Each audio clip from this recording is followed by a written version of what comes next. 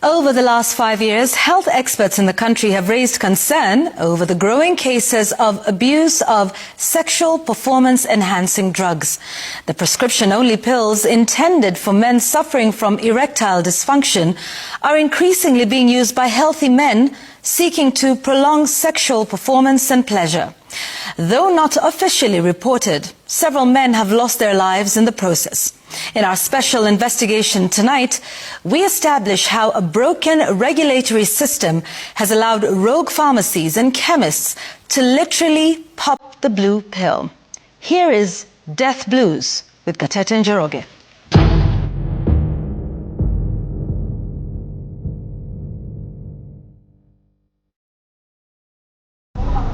Pipeline Nairobi.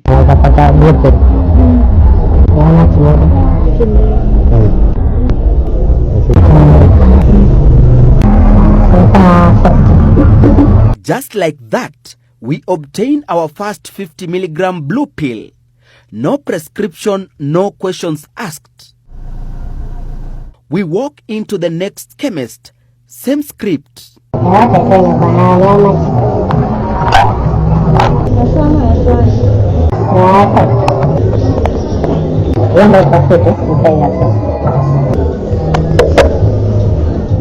Here, we purchase a 100 milligram blue pill.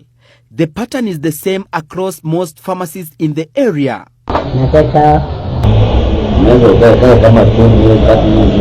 No prior medical history is taken. No prescription is requested. No questions are asked. It all comes down to money and the customers asking. Duka ya kwanza ndio hii hapa.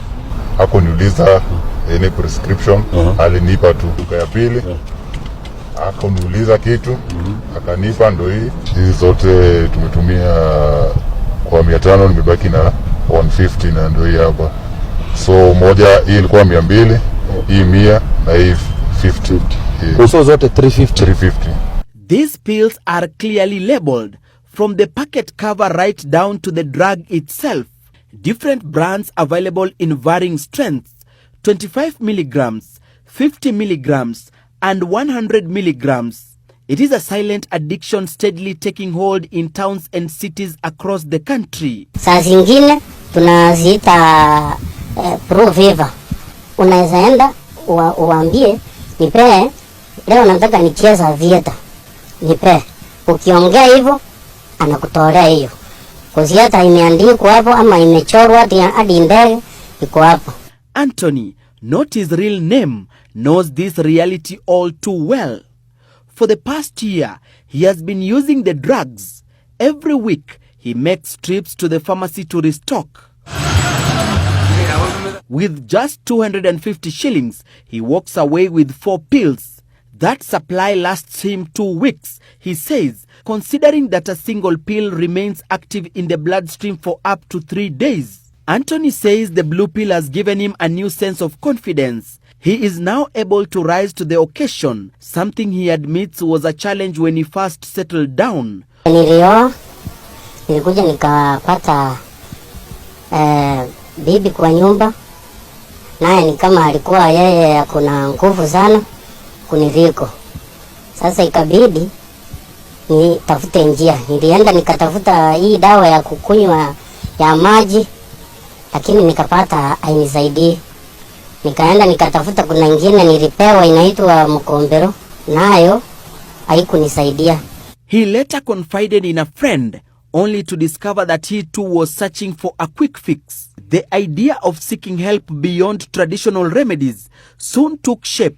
Together, they walked into a chemist looking for answers. Without a doctor's prescription, they were offered a solution: blue pills or a syrup said to enhance performance. They chose the pills. Hiyo siku kwa nyumba, at least bibi yangu alifurahia na mimi pia nikaona iko vizuri. Nikakuwa hivyo, sasa nimekuwa addicted kitu kama mwaka moja, kwa nilioa juzi. The only advice he received from the sellers was when to take the pills, the dosage, and how long the drug stays in the bloodstream. No one warned him about the dangers of using the drug without a doctor's recommendation. Na ukimeza ujue huyu mgeni yako, kama ni mgeni ulikuwa naye, akule karibu, usimeze kama hamjaelewana anakuja. Anthony attributes his dependency to a deep fear of inadequacy and embarrassment. He also claims there is growing sexual pressure and expectation from women. Siku hizi unajua wanakula sana hao wasichana nini na nini, so unabidi msichana ako na nguvu na wewe hauna nguvu, so inabidi sasa uende uongeze nguvu ingine kutoka kwa kukunywa hiyo dawa. With continued use comes the temptation to increase the dosage. For Anthony, that temptation nearly cost him his life. Roho inakugonga sana, na kugonga unasikia kama unapasuka, saa zingine kichwa inaanza kukuuma, nasikia unaumwa na kichwa serious. Hiyo kitu wakati umekunywa na huyu mtu mwenye anakunywa naitwa pangi nyasole, mko pamoja, mtu akikuangalia hivi anadhani umekunywa pangi. It is this behavior that has put lives at risk. Reports indicate that over the past year, at least 5 people have died from sudden cardiac arrest or heart attacks. Toxicological tests confirmed traces of sexual enhancement drugs in the victim's bloodstream. This, however, represent only a fraction of the cases. This is a prescription-only drug. The doctor must have seen you, evaluated you, seen whether you're a fit or not, whether this is the right drug for you or not, before they write a prescription down. So for the people who are selling this without prescription, shame on you. Dr. Johansen Oduor, the chief government pathologist, in an article published in August in the Marketing Africa magazine, titled The Blue Pill, From Enhancement to Dependency, highlighted the widespread use of sexual enhancement drugs, which has resulted in severe side effects, including deaths. In his article, Dr. Oduor documents 2 fatal cases within Kilimani Estate. In the first case, a 70-year-old businessman with a history of systemic hypertension and type 2 diabetes collapsed outside an Airbnb just minutes before meeting his date. A condom and blue pills were found in his pocket, indicating that 2 pills had been used. In the second case, a prominent club and hotel owner in Kilimani was found dead in a hotel room where he had booked and invited 2 women. During the encounter, he suddenly complained of a severe headache, convulsed, and died minutes later. Toxicology analysis confirmed the presence of blue pills in his system. Dr. Oduor says the use of these drugs for performance enhancement is alarming and there is need for more awareness. Before you use these drugs, it's important to understand what is your cardiovascular state. You having erectile dysfunction is a cardiovascular risk marker. It's telling you there is a problem going on because it's vessels that go there. You agree with me? Yes. It's just saying there's a problem with blood vessels and your cardiovascular system. So you need to check for the cause of the problem and not make yourself your own doctor and treat yourself without understanding what's causing your erectile dysfunction. The Pharmaceutical Society of Kenya acknowledges that there are gaps in the dispensation of these drugs. The society, which is tasked with ensuring adherence to pharmacy regulations and the law, had issued warnings in 2021 over the use of blue pills. We have the pharmacist who would say the daktari, and then now we have a diploma holder who is a technologist. Most of our pharmacies, about 90% of our pharmacies have the technologists. So it is not to put blame, but to say that ideally you should not just buy it just because you asked for it. There should be a questionnaire.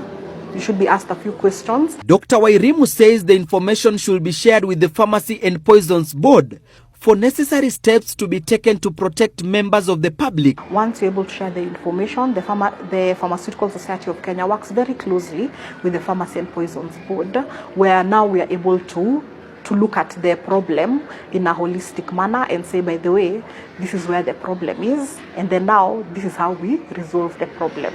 Yeah, because number one, we'd want to check, are you buying them from registered pharmacies? If you use it and you have chest pain and you're profusely sweating, what you should do is call your doctor and find a hospital immediately and go and get an ECG done and get the help that you need, because it means the heart is complaining. So having that contact with your doctor, and that's why it's good to have a relationship with your cardiologist. Mild side effects of these drugs include headaches, nosebleeds, discomfort, upper abdominal pain, skin redness, diarrhea, and dizziness. Severe side effects can be life-threatening, such as low blood pressure, vision loss, priapism, cardiac arrest, and death. With such dangers looming, health experts are calling for stricter action against those who dispense these drugs over the counter without following the rules.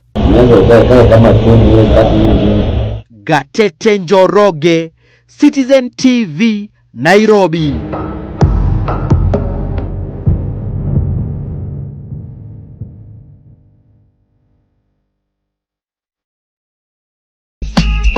Shit.